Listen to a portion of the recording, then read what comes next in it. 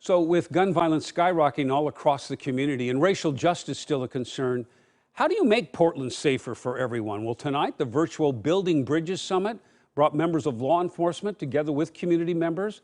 Jennifer Dowling going beyond the headlines tonight with some of the ideas to change how we police our communities. What did you hear tonight, Jennifer?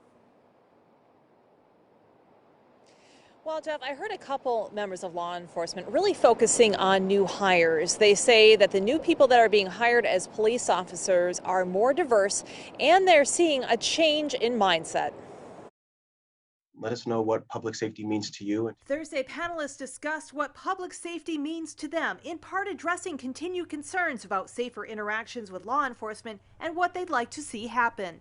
More accountability, more transparency when it comes to law enforcement, and to know that we feel safe in our communities. They also dug into what could be done to make neighborhoods safer during a time of growing drug abuse and record gun violence. I also feel like it's important to have preventative measures to help youth in the communities so they don't get involved with being on the street and involved with gangs, which leads to a lot of gun violence. PPB Deputy Chief Mike Frome told the panel he believes the Bureau could do a better job in learning from the community. We need to make sure that we're hiring the people that are willing to listen and get to know people. He says new hires will be key to turning things around. I think that in the future that will prevent the bad outcomes that we all do not want to have happen with police. Mayor Ted Wheeler also talked about what he hopes the city and PPB will do to address shootings and enhance community safety while being mindful of racial justice. First, he explained why the gun violence reduction team was disbanded. There were several audits that showed that it was not accountable or transparent.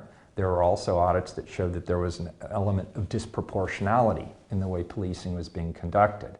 Wheeler also says he now believes he's got adequate support from the Portland City Council to move forward on permanent staffing for the new focused intervention team, which is supposed to stop gun violence in a more accountable way. It creates a police-centric unit which goes out and specifically tries to intervene and prevent gun violence, and it works with the new enhanced community safety team on the investigative follow-ups.